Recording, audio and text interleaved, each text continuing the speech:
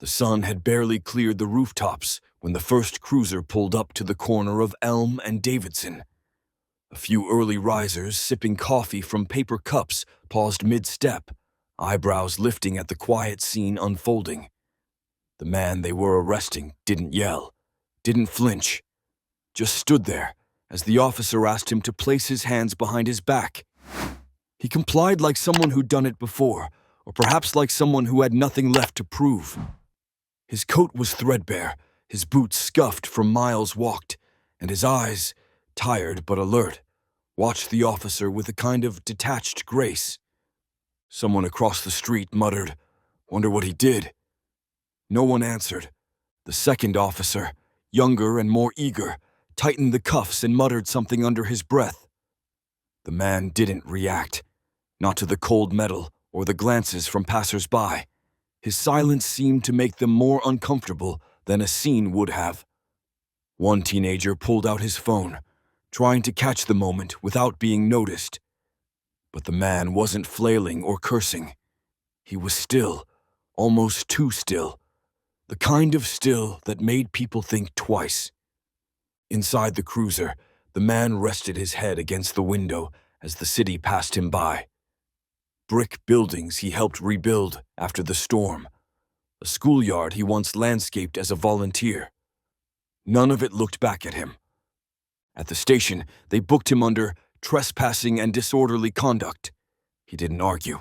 He gave his name, Daniel Rourke, and nothing more. The arresting officer joked about adding public nuisance to the list. Guy stood up in the middle of a city council meeting yesterday and wouldn't sit down, had to be dragged out. Another cop laughed. Bet he was off his meds. Daniel said nothing. In his pocket, they found an old military dog tag. Worn down, faded, a laminated card with emergency contacts and a folded photo of a young woman with a lopsided smile, the kind you don't see much anymore. He didn't explain any of it. When they offered a phone call, he shook his head. They left him alone in the holding cell, assuming he'd sleep or stew. Instead, he sat on the bench, hands resting on his knees, eyes closed. Not in defeat, in meditation, as if preparing. Because Daniel Rourke hadn't come to court today to fight the charges. He came to be heard. And in just a few hours, they'd all realize exactly who they'd put in handcuffs. It started with a clerk's whisper, barely a sentence passed between emails. "That man from the council meeting's on today's docket." Another heard it in the hallway. "He's the one they cuffed yesterday. Old guy, kind of scruffy." By 9:15 a.m., the news had fluttered through the courthouse like smoke, curling into offices and chambers, finding its way to anyone who paid attention to the little things. Municipal court usually drew sparse interest, a handful of traffic tickets, the occasional disorderly conduct case, the same tired procession of names and charges. But today was different. By 9:40, two veterans in faded hats sat on the back bench, arms folded, faces unreadable.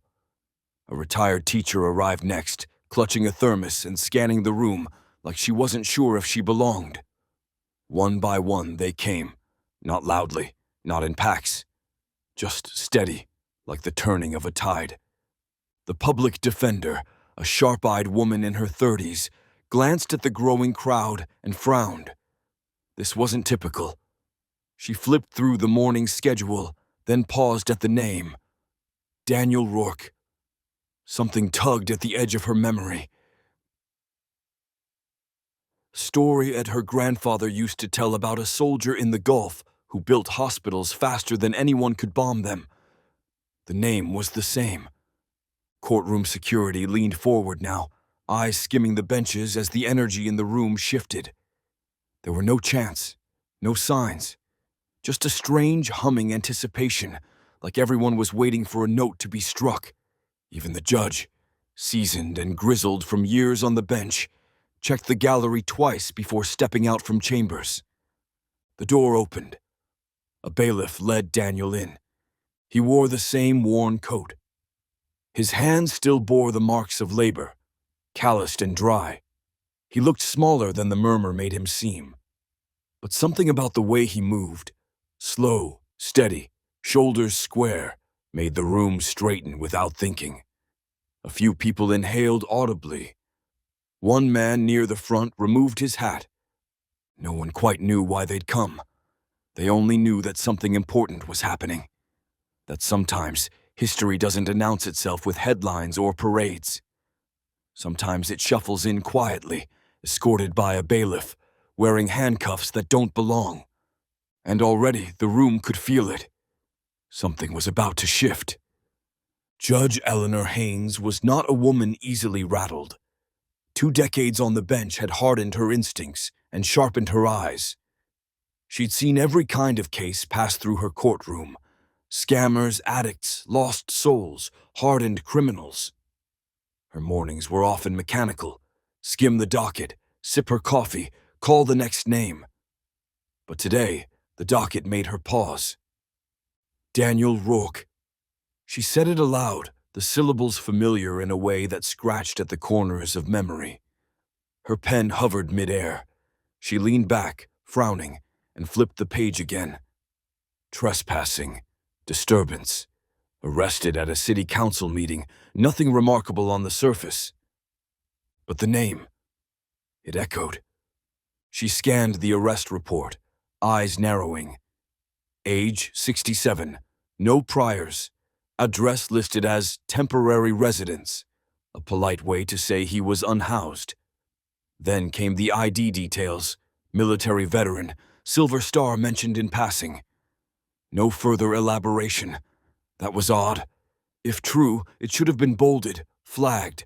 But the report was thin, almost dismissive. The clerk knocked gently, opening the door. "Ready for docket 1, Judge." Eleanor didn't answer at first. She pulled her glasses off, tapped them against her desk, and stared at the name again. Rourke. She remembered it now, whispered in a tent during her National Guard deployment after Katrina.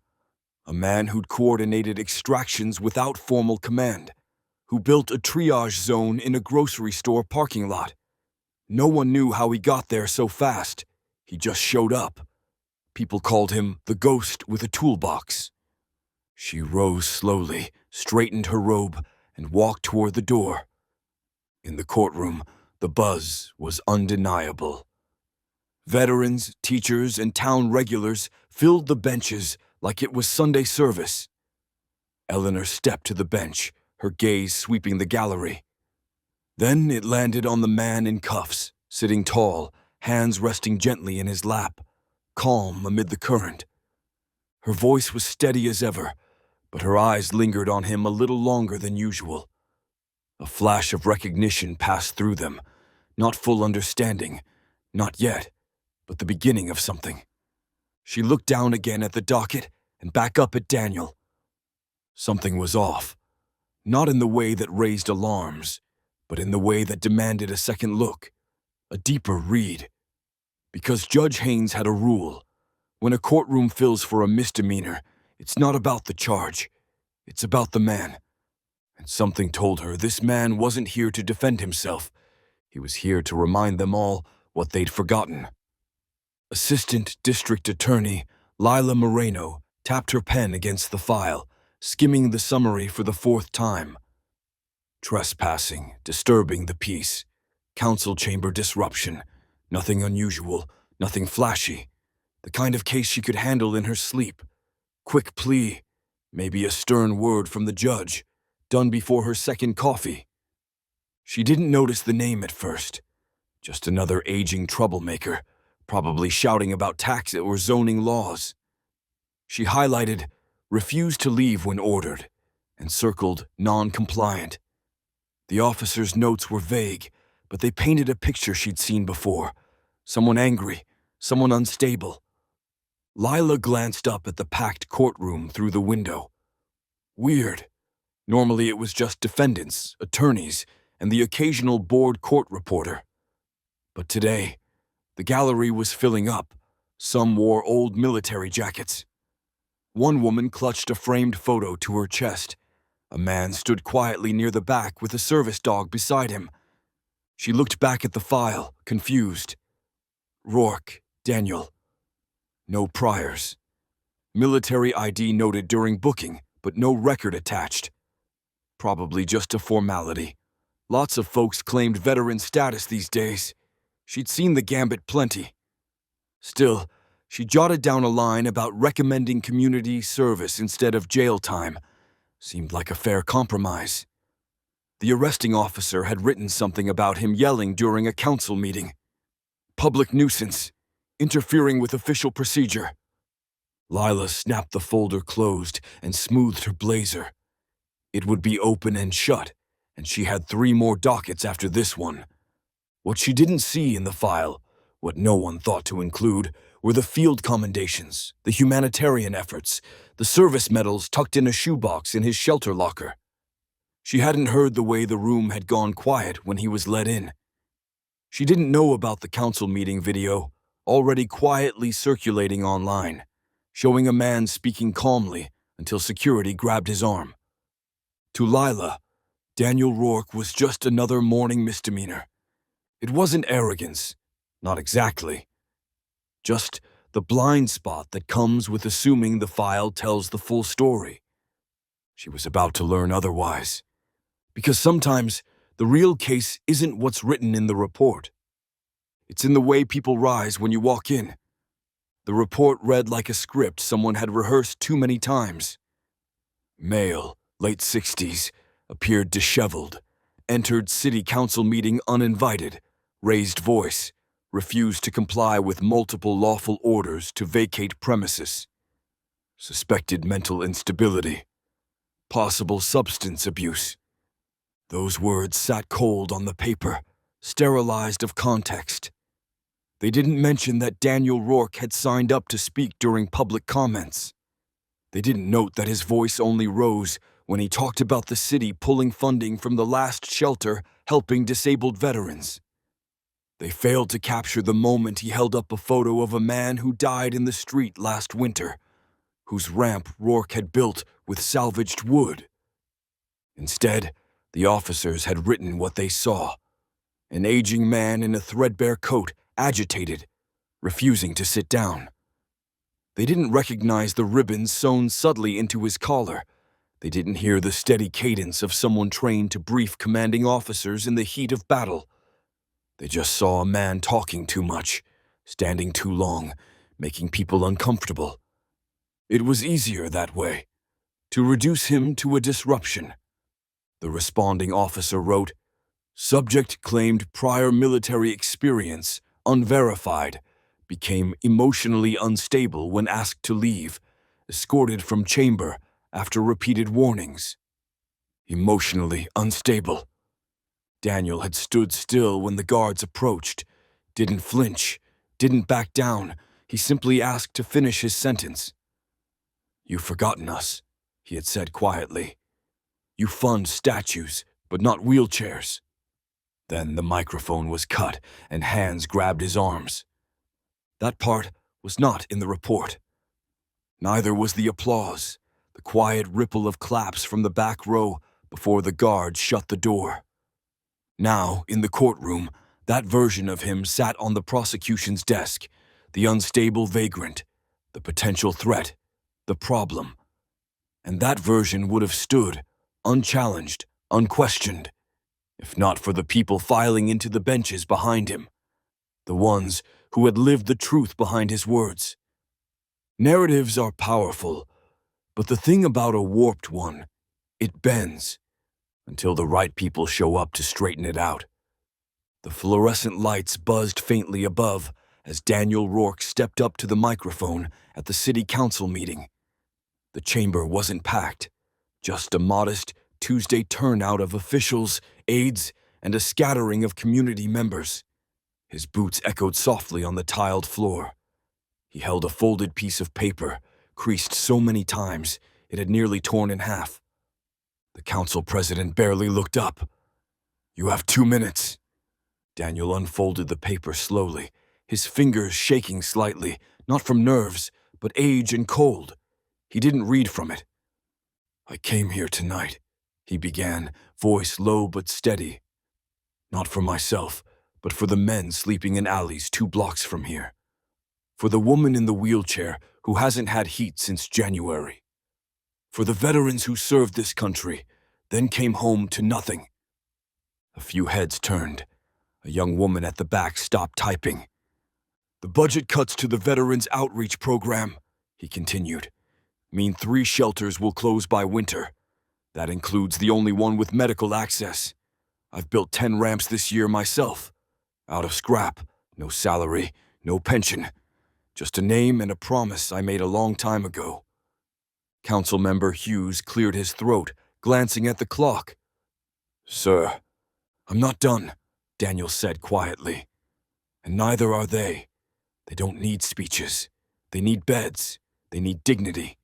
You fund decorative fencing and splash pads while men with bronze stars are dying in tents. A murmur rippled across the room. Someone shifted uncomfortably. We were taught to leave no one behind, he said, eyes scanning the dais. But you already have. That was when security stepped forward. The microphone clicked off. One guard reached for his arm. I have a right to speak, Daniel said, not raising his voice. 2 minutes. Your time's up, the council president replied without looking up. Remove him. As they took him by the elbows, he turned his head slightly toward the rows of silent observers. They deserve better than silence, he said. One woman in the audience clapped, then another. It wasn't loud, just enough to echo, just enough to make the guards hesitate for a second too long before they pulled him from the room. And outside, in the dark, Daniel Rourke folded that same paper back into his coat pocket. He hadn't needed to read it. Every word was already carved into him. The grip on his elbow tightened as the second guard moved in, and within moments, Daniel Rourke was being steered away from the microphone. He didn't resist. His boots dragged softly across the council chamber floor, a slow shuffle that didn't fight, didn't argue, just moved with the grim familiarity of someone who'd been escorted out of more dangerous places under worse pretenses. Behind him, the council resumed their agenda, as if nothing had happened. Next item, the president said, flipping pages. No one objected. No one paused. His words evaporated into the sterile hum of bureaucracy. As the chamber doors swung closed behind him, Daniel heard the final echoes of the brief applause. It had stopped as quickly as it started, shut down by the council's gavel and the unspoken rule that some voices aren't meant to be heard. The hallway outside was dim, cold from years of underfunded maintenance. Daniel exhaled, long and slow. The folded speech in his pocket crinkled as he adjusted his coat.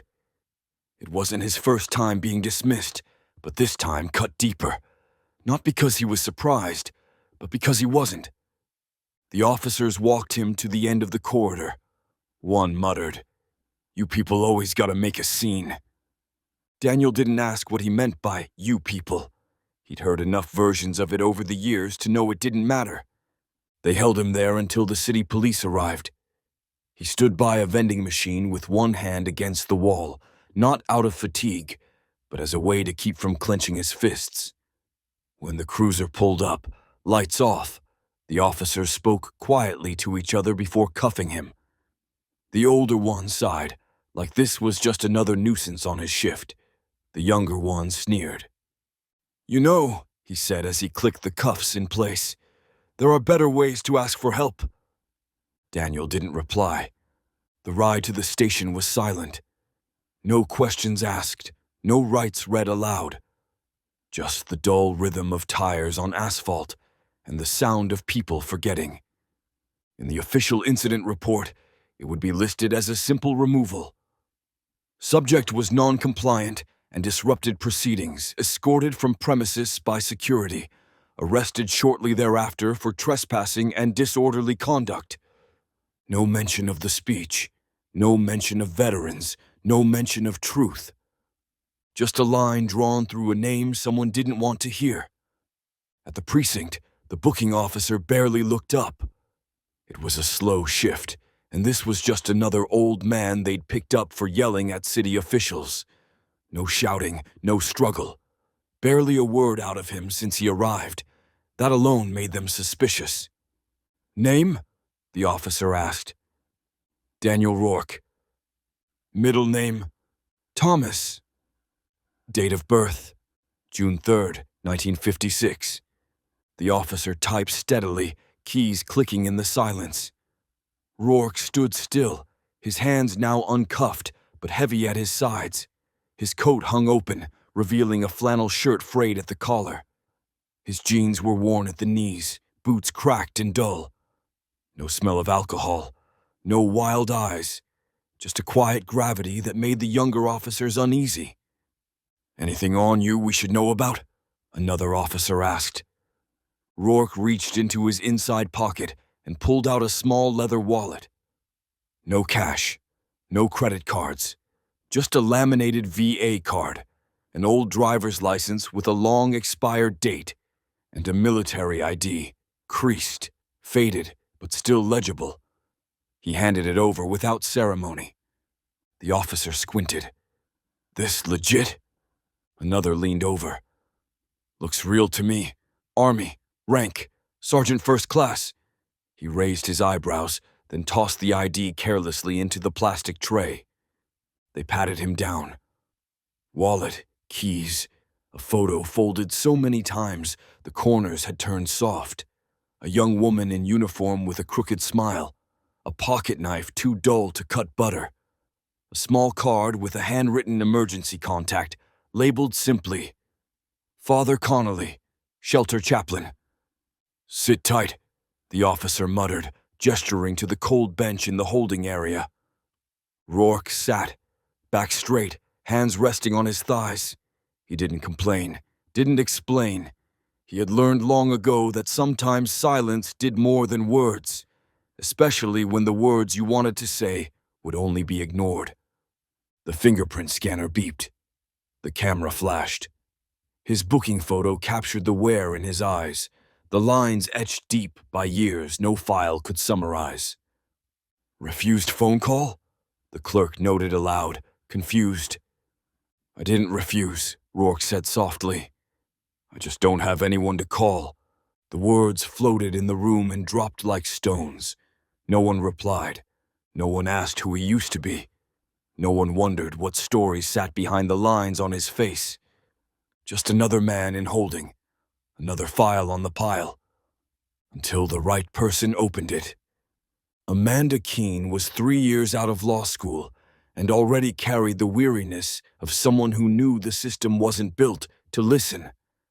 She leafed through case files in her cramped office, the scent of stale coffee and overused copier ink thick in the air. When she reached Daniel Rourke's folder, she nearly skipped it. Trespassing and disturbance charges usually ended in fines or time served. No need to dig too deep. But something about the note on the front caught her eye. Client declined to call family. Provided military ID. Verify status. She flipped the folder open. Booking photo. A weathered face. Eyes like a man who'd seen too much and said too little. Listed age, 67, no priors, homeless. Then, stapled behind the police report, a single-page intake sheet from the shelter. Typed out with old keys, the last line froze her hand. Decorated combat veteran, served in Iraq, Afghanistan, Kosovo. Medals include Silver Star, Bronze Star, 2, Purple Heart, 3. Amanda blinked. "Silver Star," she whispered aloud. She dug deeper. In a side sleeve of the file, folded in half, was a photocopy of his military service summary. Bare bones but authentic. Units classified. Years served. 1974-2012, with several breaks in between. His record had the feel of someone who never stopped returning. Attached with a paperclip was a weathered list. Handwritten, scanned. A roster of names. Some were marked with stars, some crossed out. At the bottom, scribbled in faint pencil, "Don't let them be forgotten." She leaned back, file open on her lap, the room suddenly quieter. Why was this man sitting in jail over a trespassing charge? Why wasn't anyone talking about what he'd done? Amanda turned to her laptop and pulled up a federal database. The medals were real. His name was real. And most surprising of all, his last listed action was post-retirement in civilian clothes during a rescue operation in 2017. Not military-sanctioned, just something he showed up to help with. Hurricane Harvey. She closed the laptop and looked back at the file. They had cuffed him like a criminal, but Daniel Rourke was something else entirely. She stood, grabbed her coat, and headed for the courtroom. Because there was no way she was going to let the story end with a misdemeanor. Amanda sat cross-legged on her office floor, folders and clippings spread around her like the aftermath of a storm. The more she searched, the clearer the picture became, and the harder it was to understand how no one had put the pieces together sooner. Daniel Rourke wasn't just a decorated veteran. He was a builder, a doer, a quiet architect of compassion who didn't wait for permission to help. She found the first clue in a faded newsletter from 5 years ago. Valor Works Foundation, helping veterans stand again.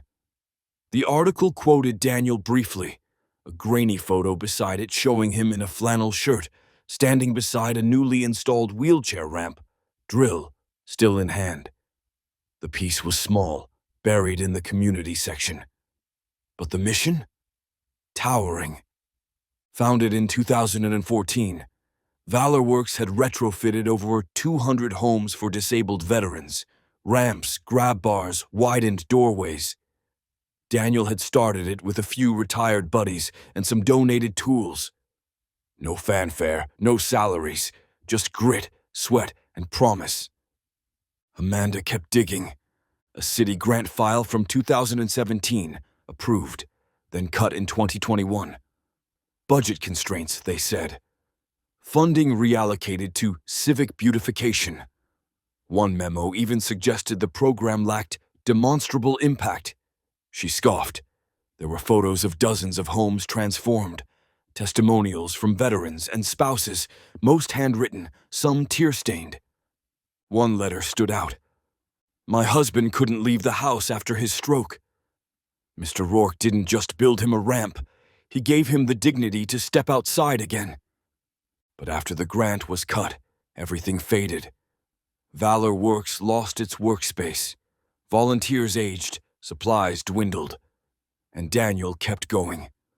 Quietly, on foot, with scrap lumber and whatever he could salvage. Amanda found an old fundraising page, long defunct, with one lone update from Daniel.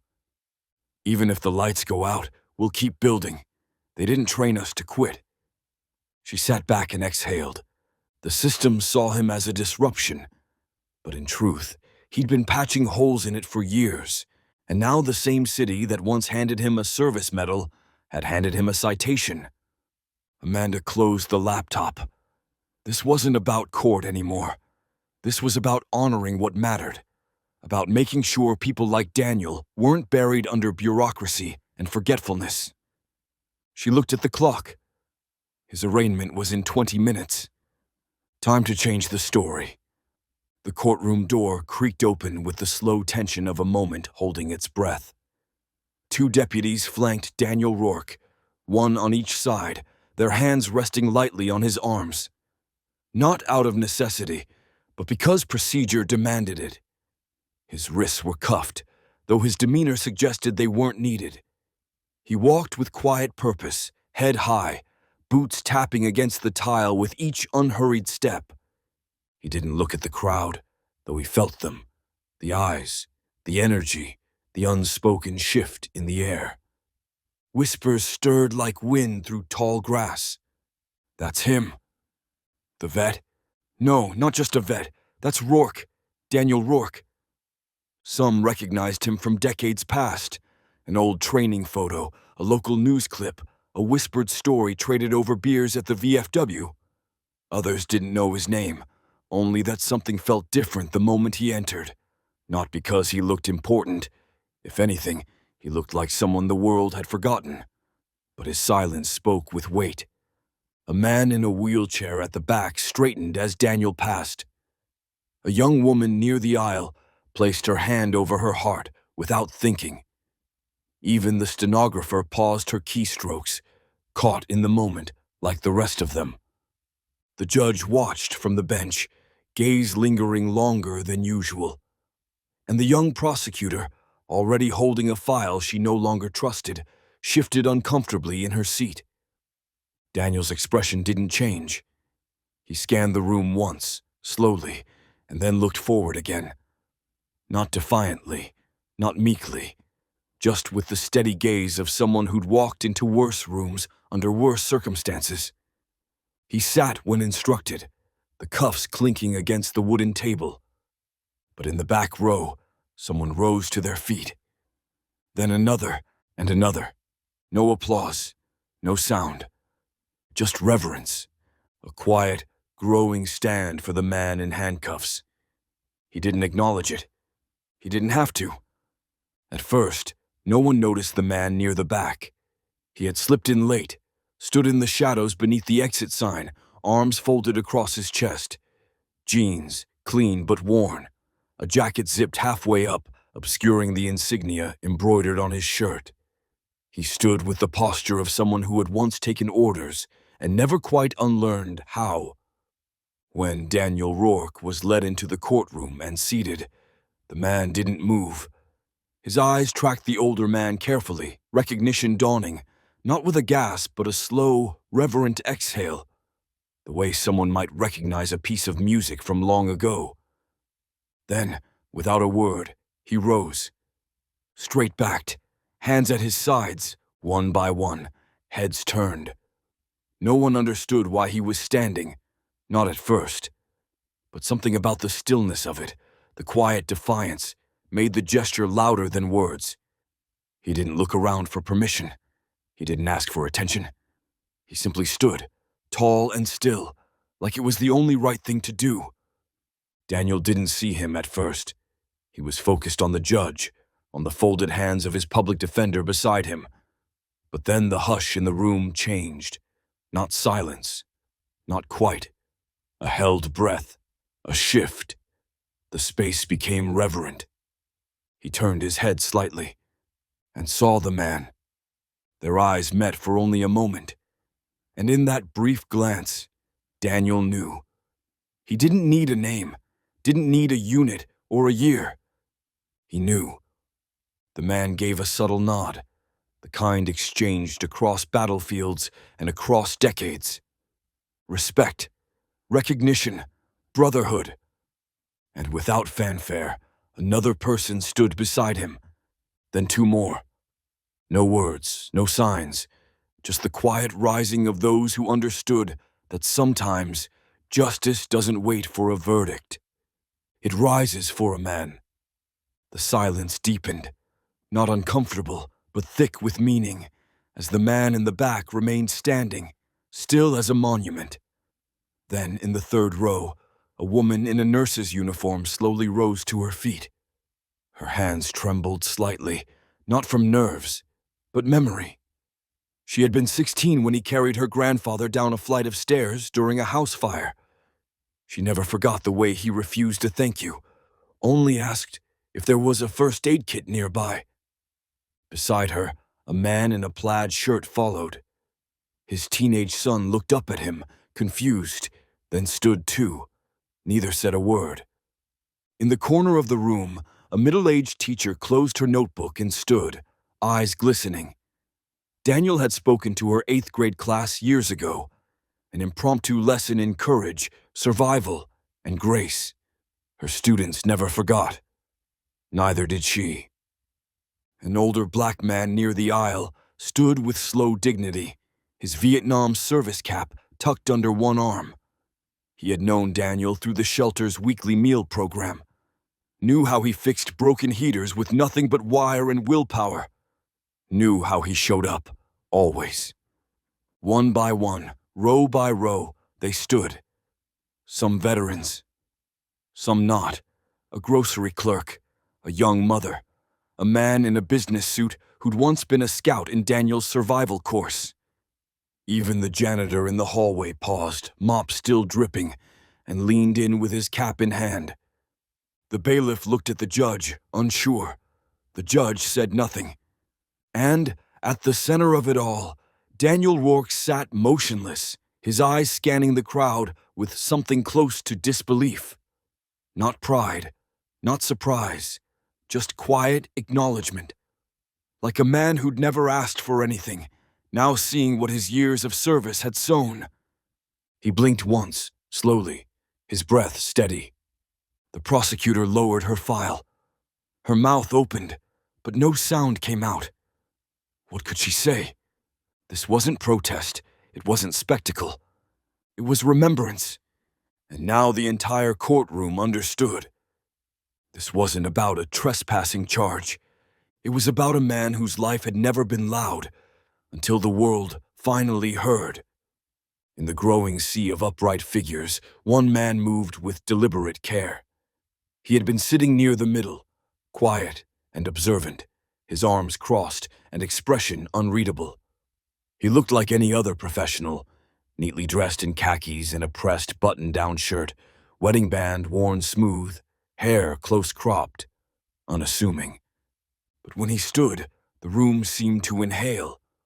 On his wrist, visible now beneath the rolled cuff of his sleeve, was a braided paracord bracelet in regulation green. His shoes, polished to a mirror shine, reflected the fluorescent lights overhead. And as he rose, his posture snapped into place like muscle memory. Feet shoulder-width apart, spine straight, hands behind his back in parade rest. It wasn't the kind of stance you learn watching movies. It was the kind only forged in early mornings, long deployments, and salutes given under flag-draped coffins. He didn't speak, didn't need to. Those close to him noticed first. A ripple of recognition passed through the rows like static over water. Some nodded. Others adjusted their stance, instinctively straightening under the gravity of presence. Colonel Stephen Barlow, U.S. Army, active duty. He had flown home on emergency leave only a day earlier. He hadn't planned to be in that courtroom, but a text from an old friend had changed that. They've got Rourke in cuffs. Municipal court. You'll want to be there. And so he came. Now, as he stood among civilians and veterans, teachers and strangers, he felt the same fire stir in his chest that had carried him through every command, every loss, every hard decision.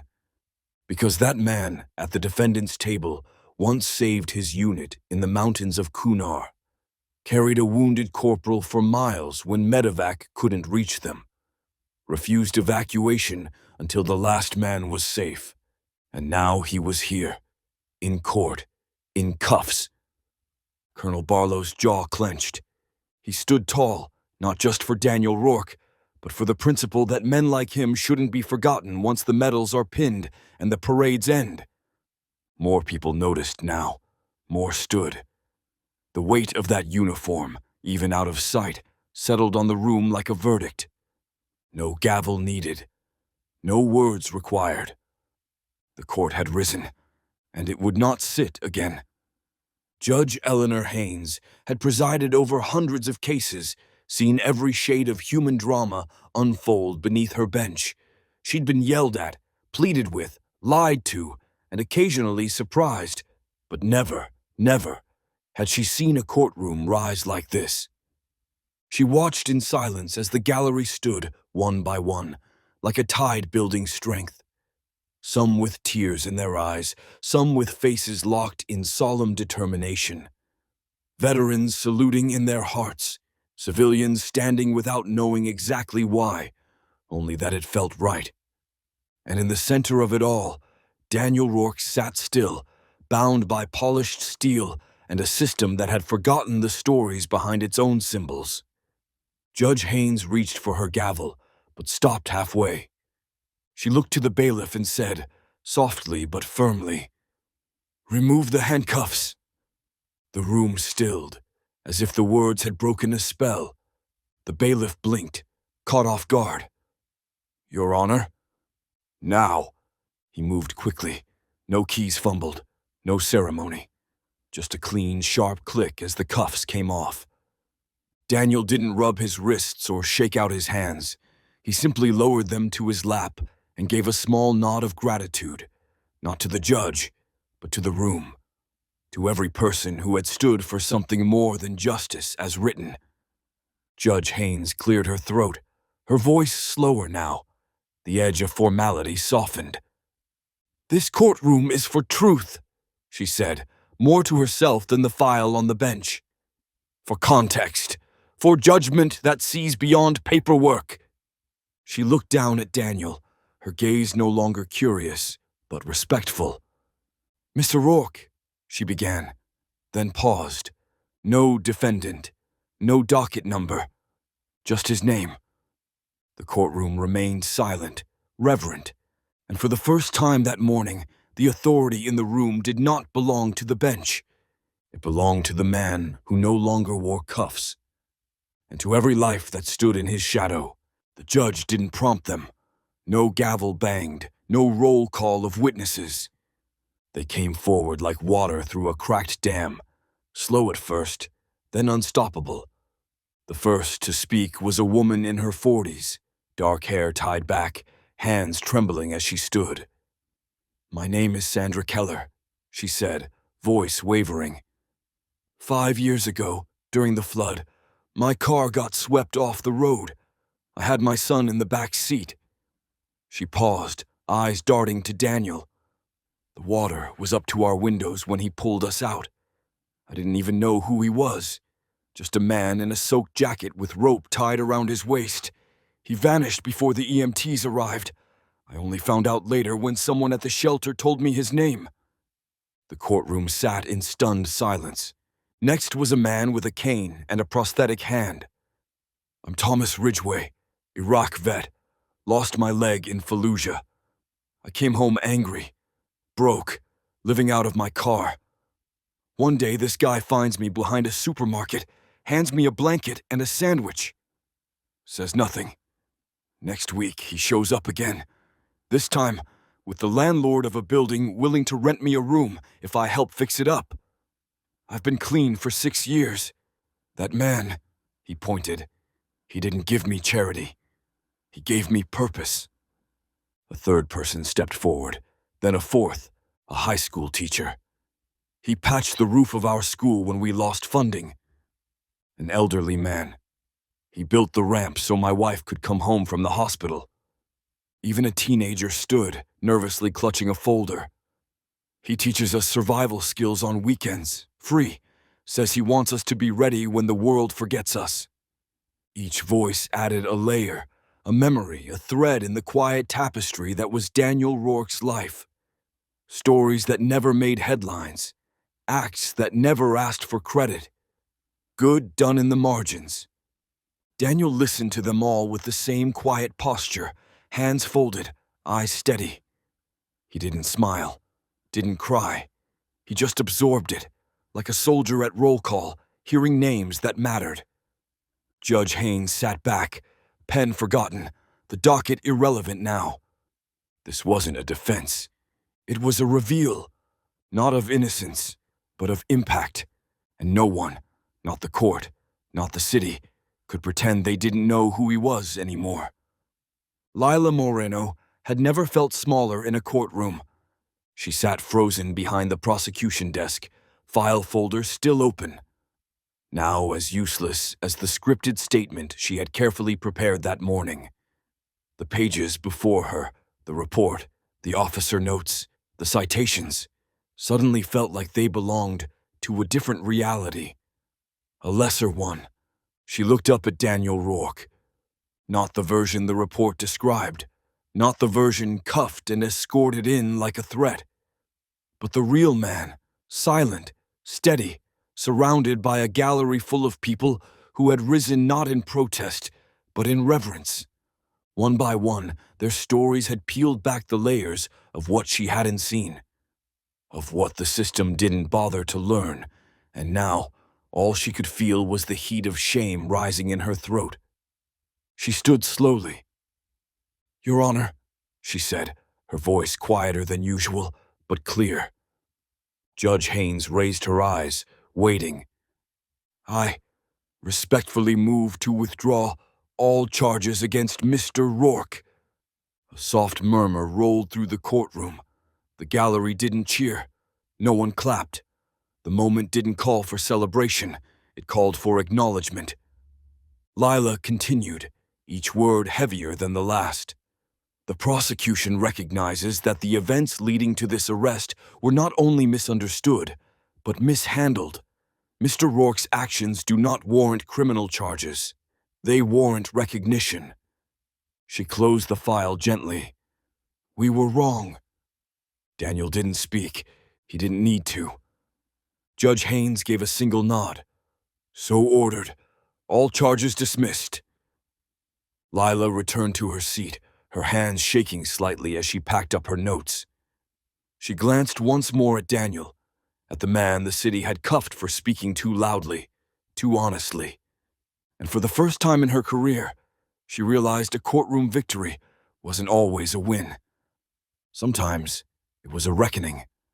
The courtroom had settled into a reverent hush, like the breath held after a storm. The charges had been dismissed. The man once shackled now sat uncuffed, surrounded by those who had risen for him, not out of obligation, but out of truth finally seen. Judge Eleanor Haynes remained quiet for a moment longer, her gavel untouched. Then she leaned forward, removing her glasses and folding her hands above the bench. Her voice, when it came, was softer than anyone had heard it that day. "There's something I'd like to say, off the record," she began. Her eyes stayed fixed on Daniel Rourke. "You likely don't remember me," she said, and a faint smile tugged at the corner of her mouth. "But I remember you." Daniel tilted his head slightly, curiosity sparking behind his steady gaze. "Mississippi, 1993. Flood relief. I was young, just a fresh National Guard recruit on her first deployment, more scared than I ever let on. Supplies were short, tempers ran hot, and we were sleeping in a converted school gym with no power." She paused, her voice tightening just a bit. "On the third night, we were short on food and medicine. No one could get to the isolated farm community north of the levee breach. That's when you showed up. In a boat, you built yourself from salvaged fencing and barrels, towing crates of supplies behind you like some kind of backwoods miracle." The courtroom remained still. "You didn't wear a name tag, didn't carry rank, but everyone followed your lead. You organized the triage zone, got the generators running. You kept us from falling apart. We didn't even know you weren't officially with our unit until days later. You weren't there for orders. You were there because someone needed help." She swallowed and smiled faintly. "Back then, I only knew you as Rourke, a man with a calm voice and calloused hands who somehow made everyone around him feel less afraid." Daniel blinked, slowly, then the faintest nod. Judge Haynes looked around the courtroom. "So, when I saw your name on the docket today, I felt it before I remembered it. That quiet certainty that I was in the presence of someone who didn't ask to be recognized, but deserved it all the same." She reached for her gavel, tapped it once, not to command order, but to seal something more sacred. "Let the record reflect," she said, "that this court not only finds Mr. Rourke not guilty of any wrongdoing, but deeply worthy of the respect he has quietly earned for decades." A beat passed. Then she added, almost to herself, "Some people wear uniforms once, others never take them off." And with that, the room exhaled.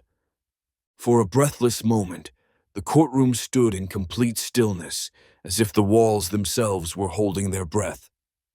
Judge Haynes had spoken, not with the cold precision of law, but with the weight of memory, of lived truth. And as her final words echoed into silence, something unspoken passed through the room. It started with the teacher in the second row.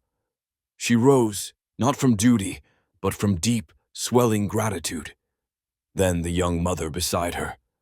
Then the man with the cane who'd fought his way back from addiction because Daniel Rourke had believed in him when no one else would. The gallery rose again, not slowly, not unsure, but like a single organism lifting itself to attention, not one compelled by fear or protocol, but by something far more sacred, reverence. Then, softly, someone clapped. A single pair of hands. It was hesitant, risking disapproval. Courtrooms weren't meant for applause. But then another joined, and another. Soon, the space filled with the sound of hands coming together, not loudly, not as celebration, but as recognition, a rhythm of remembrance, a thank you in every beat. The judge didn't stop it. She leaned back, hands folded, eyes shining just faintly. She knew this wasn't a breach of order. It was the restoration of something more important than decorum. Daniel sat still, his back straight, his eyes scanning the room slowly. His lips didn't move, but something in his chest shifted. A tightness loosening, a lifetime of quiet effort being seen, not for medals or stories, but for what it had always been, service. No spotlight, no speeches, just a man standing for others until someone finally stood for him. The ovation didn't thunder.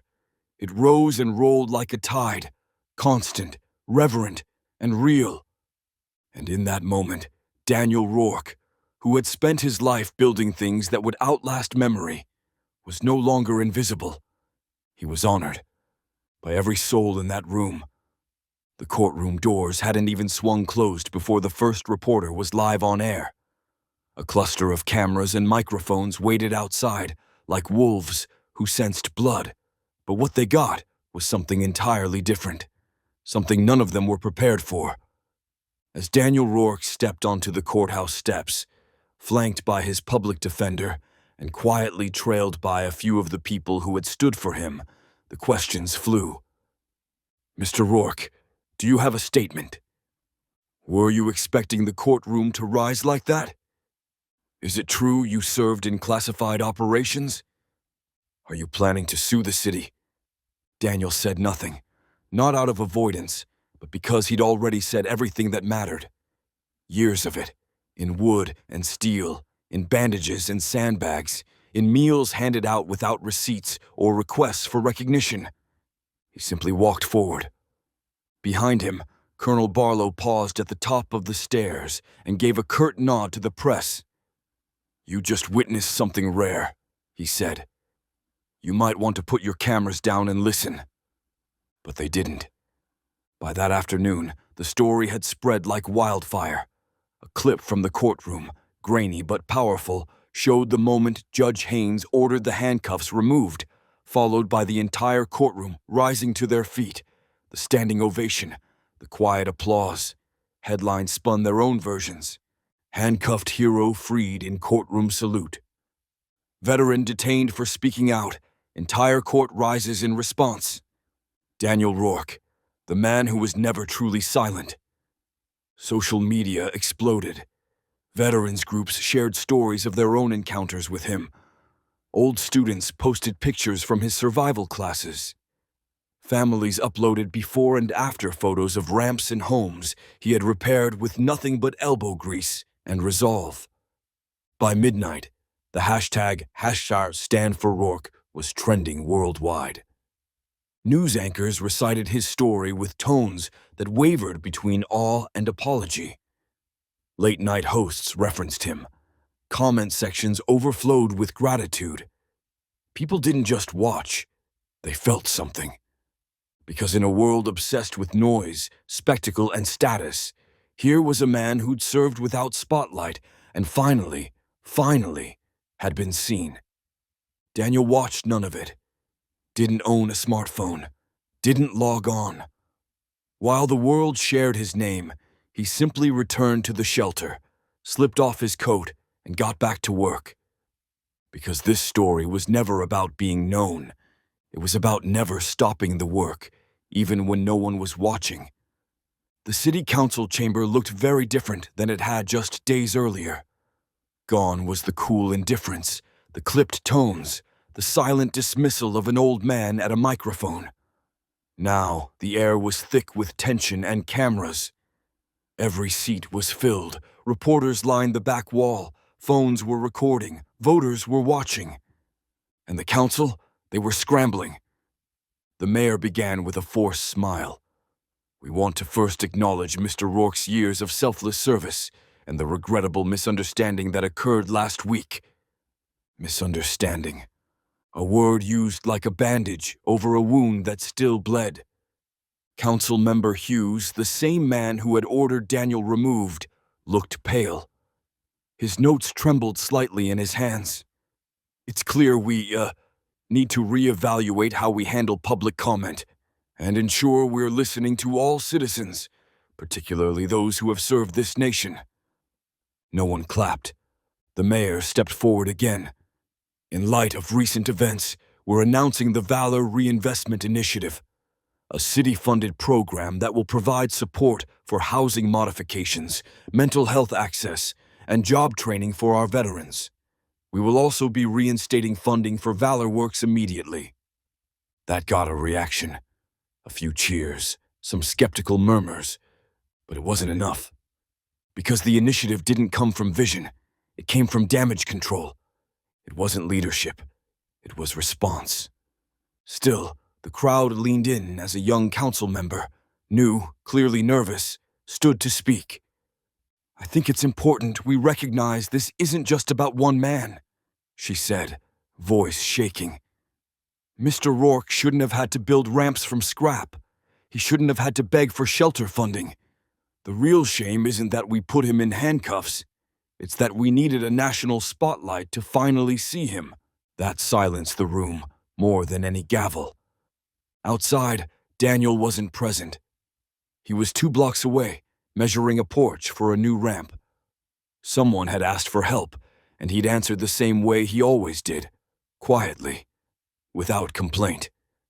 But inside City Hall, the officials finally felt the pressure of a man who never raised his voice, yet made the whole country listen. The cluttered back room of the shelter was quiet, lit only by the afternoon sun slipping through half-closed blinds. Daniel Rourke sat alone at a rickety wooden table, his coat draped over the back of the chair, his hands steady as he unfolded a worn envelope. The edges were yellowed. The paper inside, delicate with age, bore the elegant loops of handwriting no one used anymore. He read the words slowly, though he'd memorized them years ago. His eyes followed every line, as if each sentence were a prayer. Danny, I know there will come a time when I won't be beside you. Not for real, anyway, but I need you to promise me something, love. Keep showing up. Even when they ignore you. Even when it's hard. Even when no one thanks you, or listens, or looks you in the eye. Keep showing up, because you never know who needs it. And you were always the one who stayed when others walked away. That's your gift. It's not loud, it's not shiny, but it matters more than anything. I love you. Always. Maggie. He read it twice, then a third time. Not because he needed reminding, but because her words softened the weight in his chest that even applause and headlines couldn't touch. She had written the letter before the cancer, before the wheelchair, before he'd started building ramps for strangers as a way to manage the grief. She had always known who he was, long before the world caught on. Daniel folded the letter gently and slid it back into the envelope, pressing the flap flat like it was something sacred. He tucked it into the inside pocket of his coat, where it always stayed. Next to his dog tags, next to the folded list of names from old units, next to the purpose that hadn't changed since the day he raised his right hand. He looked up, hearing distant laughter from the shelter's front room. A volunteer was helping an elderly man into a chair, a teenage boy handing out soup. Life, in motion. Daniel stood, stretching his back, then reached for his tool bag. A ramp needed reinforcing down on Harper Street, and the wood was already in the truck. He didn't say goodbye. He never did. He just showed up, like always. The courtroom had emptied, but echoes lingered. Soft applause, shuffled feet, the quiet awe of something sacred having passed through.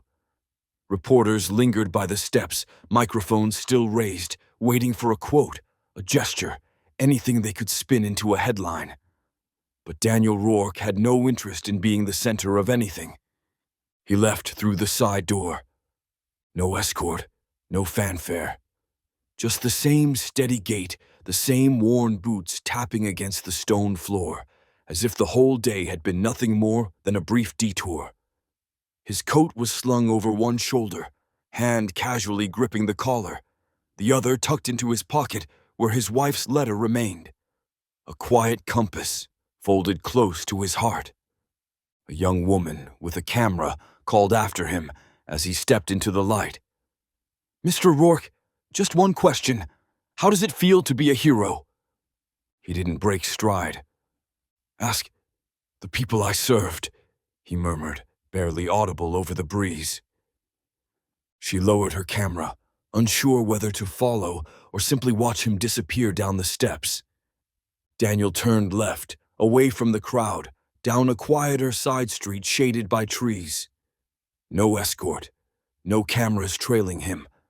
Just birds overhead, the rustle of leaves, and the distant hum of a city that had finally taken notice.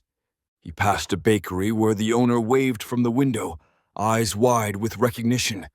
He nodded once, politely, and kept walking.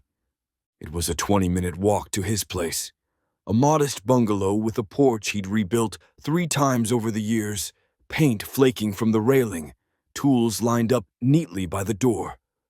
The yard wasn't pretty, but it was purposeful. Raised beds for vegetables, a bench made from salvaged lumber, a flag tucked under the awning, not flown unless someone was buried. He opened the door, set down his tool bag, and exhaled. No television, no radio, just the creak of old wood and the steady tick of a wall clock Maggie had loved. Daniel sat at the kitchen table, poured a small glass of coffee left in the pot, and stared at the sunlight filtering through the curtains. Outside, the world was still buzzing about him. Inside, Daniel Rourke was already planning the next ramp. The courtroom had long since cleared, but some had stayed behind, lingering in the charged silence like pilgrims in the wake of something holy. Among them sat a teenager in a crisp junior ROTC uniform, back straight, shoes polished, the brass of his pins still gleaming from that morning's wipe down. He hadn't said a word the entire time. Now, as the crowd thinned to whispers and broomstrokes, he remained in the third row, staring at the empty chair where Daniel Rourke had sat. The young cadet's name was Marcus Flynn, 17 years old, top of his class, had plans for West Point, dreams of command. But all of that had felt abstract until today. He watched it all unfold, the standing ovation, the testimonies, the handcuffs falling away, not with resistance, but with quiet, earned grace. Daniel hadn't raised his voice, hadn't once demanded recognition. And yet, the world had stopped to listen. Marcus looked over at his instructor, seated quietly beside him. "That's who I want to become," he said, voice low but certain. His instructor nodded. "Then don't wait until someone gives you permission. Start now. Do the work when no one's watching." Marcus's eyes didn't leave the chair. He thought about the ramp behind his grandmother's house, built by a stranger while they were at the hospital. No note, no invoice, just strength made visible. In the days that followed, the story of Daniel Rourke would travel far, through screens, newspapers, classrooms. But for Marcus, it became something else entirely, a mirror and a map. He wouldn't seek the spotlight, wouldn't chase medals, but he would stand for others. He would serve quietly, and when the time came, he would lead. Not with noise, but with presence, because heroes weren't born in ceremonies. They were shaped in silence, by men who built ramps when no one saw, and by those who watched and never forgot. The shelter kitchen hummed with quiet warmth, the clatter of ladles in deep pots, the low murmur of conversation, the gentle scrape of chairs against the floor. Daniel Rourke stood behind the serving line, apron on, sleeves rolled to the elbows. His hands moved with steady purpose, scooping stew into chipped bowls, offering a nod or a soft word with each one. "More bread?" he asked, voice just above a whisper. A young man nodded, eyes darting away with shyness. Daniel gave him 2 slices. No one called him by title. Not Sergeant, not Sir, just Mr. Rourke, or simply Daniel. He preferred it that way. The kitchen wasn't fancy, scuffed tile, mismatched chairs, steam clinging to the windows. But it was full, not just with people, but with something deeper. Trust, respect, presence. A place where names mattered, where stories were held carefully like hot mugs in calloused hands. On the far wall just above the coat rack hung a new plaque, simple wood, carved by hand. The letters weren't perfect, but they were honest. He stood when others sat, and we stood because of him. Daniel never acknowledged it, never asked who had made it or when it had gone up. He just glanced at it once the day it was mounted, and then returned to slicing bread. A young volunteer worked beside him now. Marcus Flynn, the cadet from the courtroom, sleeves rolled, focused. Daniel hadn't asked why he came. He didn't need to. The boy showed up, and that was enough. Outside, the world still whispered his name, still passed his story from phone to phone, city to city. But inside these walls, Daniel was exactly where he belonged. No cameras, no speeches, just another quiet act of service in a lifetime of them. The line moved forward, more hungry hands, more bowls filled. And Daniel Rourke, steady as ever, kept showing up, like always.